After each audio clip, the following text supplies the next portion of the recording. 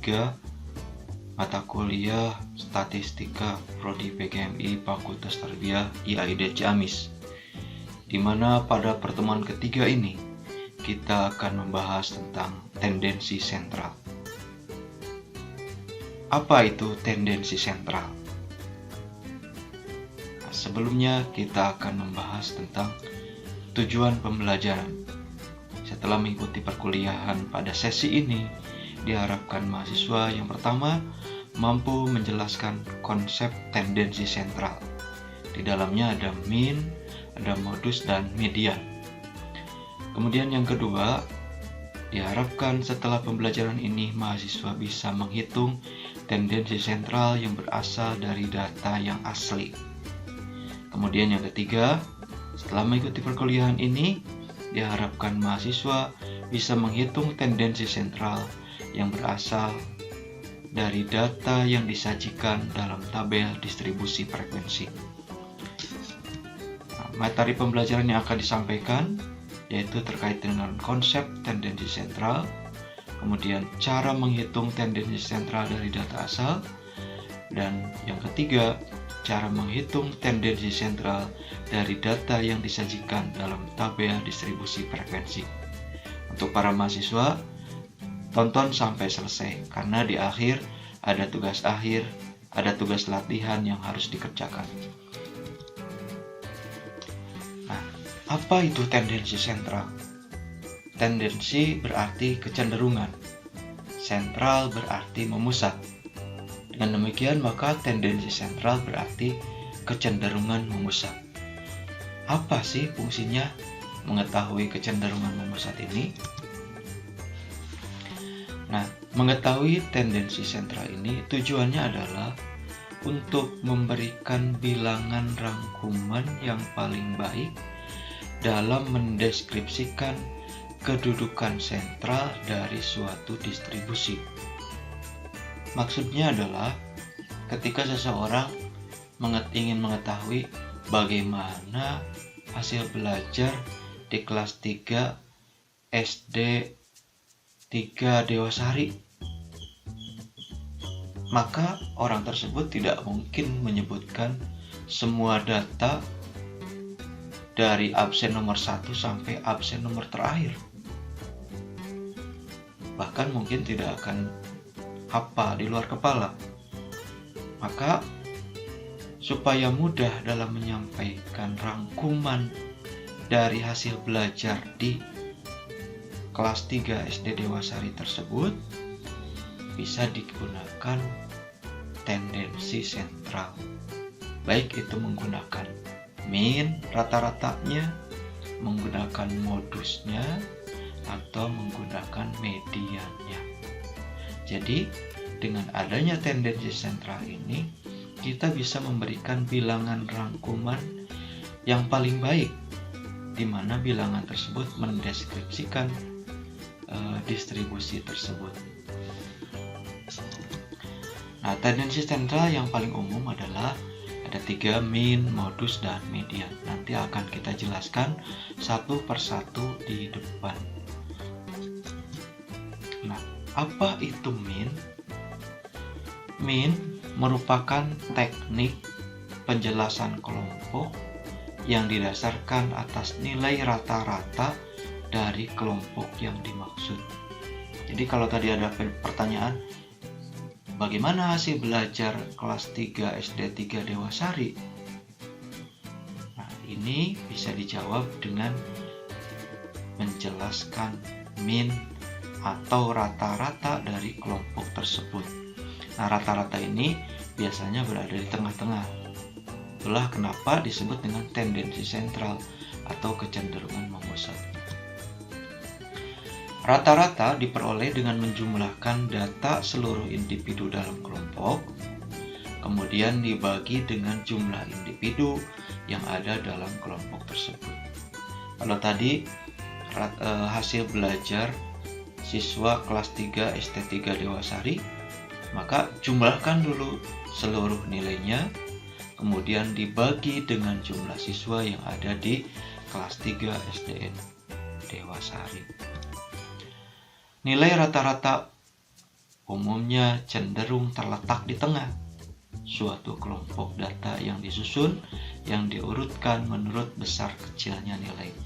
Jadi kalau ada suatu data, kemudian diurutkan dari yang terkecil menuju yang terbesar, maka nilai rata-rata cenderung terletak di tengah. Itulah kenapa disebut dengan tendensi sentral atau kecenderungan memusat. Ini adalah rumus untuk mencari mean atau rata-rata, di mana mean bisa diperoleh dengan menjumlahkan seluruh nilai yang ada pada kelompok tersebut, atau di sini dilambangkan dengan sigma xi. Sigma itu adalah jumlah, xi itu adalah nilai ke-1 sampai nilai terakhir dari data yang ada. Kemudian n itu adalah jumlah individu. Sehingga mean bisa diperoleh dengan menjumlahkan seluruh nilai dari mulai nilai ke-1 sampai nilai yang terakhir, kemudian dibagi dengan jumlah individu yang ada pada kelompok tersebut. Contoh, suatu penelitian dilakukan di kelas 5 MI Darussalam berkaitan dengan hasil belajar siswa pada mata pelajaran IPA. Hasil penelitian diperoleh sebagai berikut.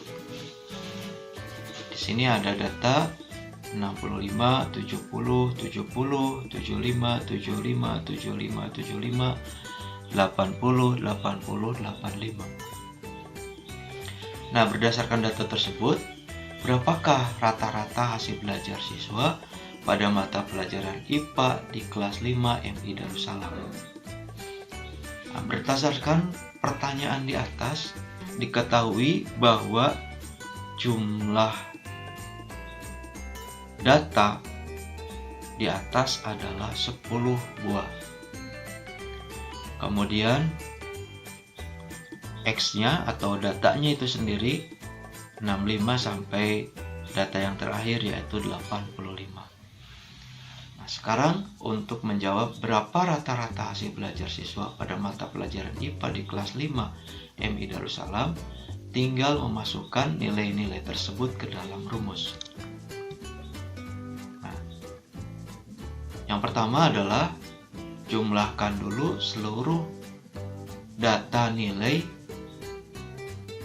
yang ada, yang berjumlah 10 buah itu.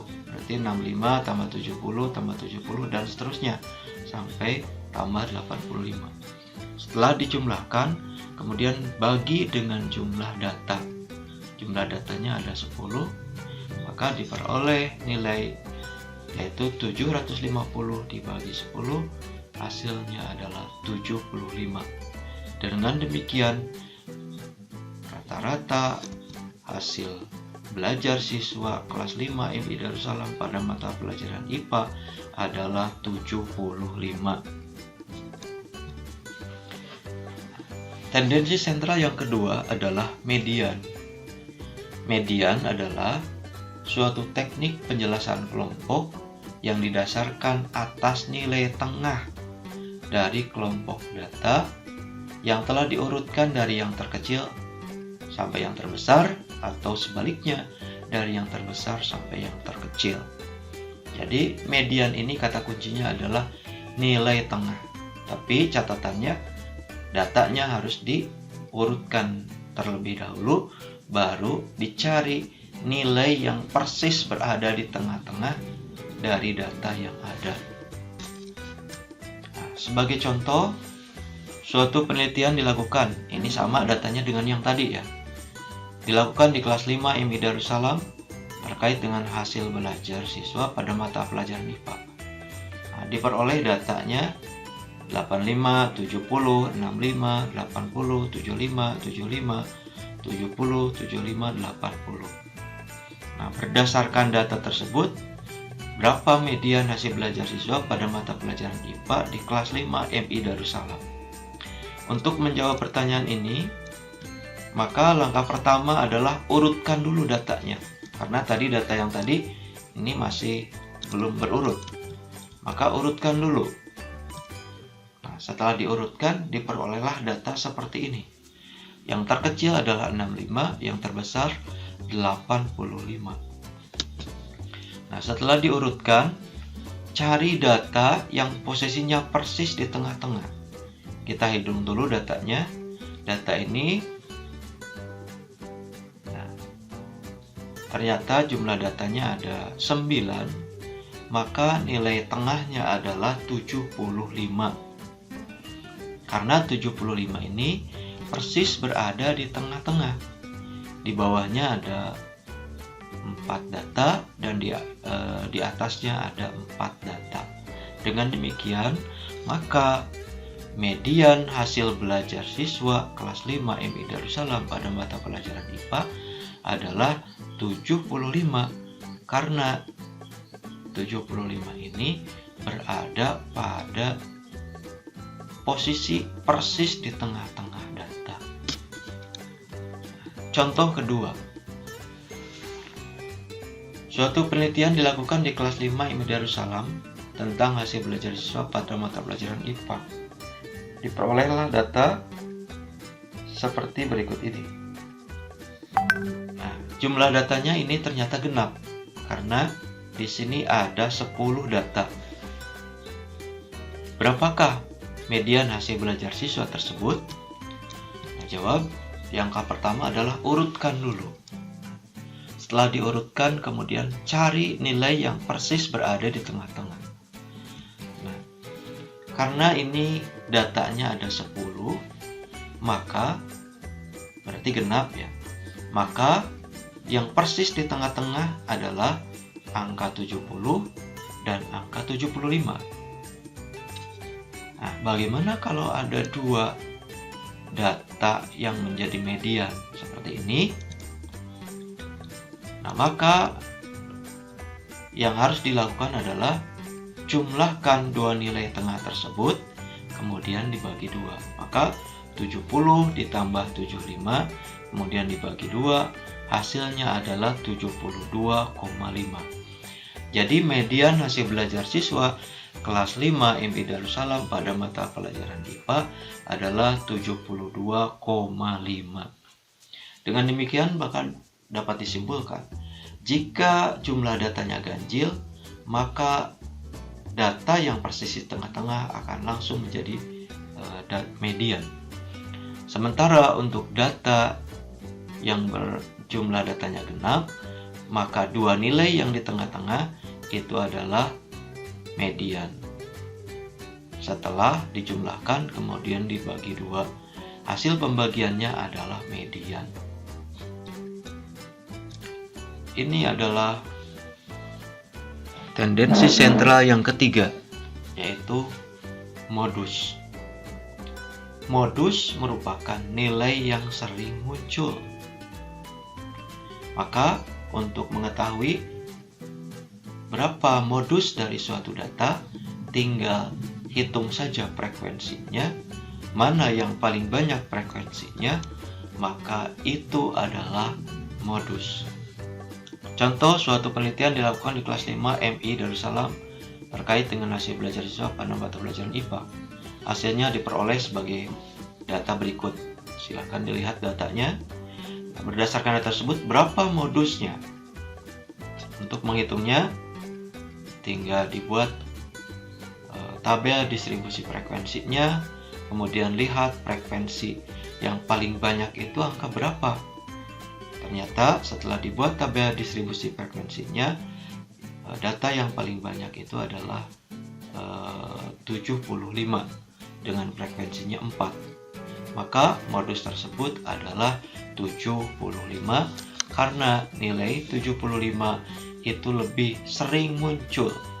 Dibuktikan dengan jumlah frekuensi yang lebih banyak, yaitu 4 dari data kalau dibandingkan dengan data-data yang lain.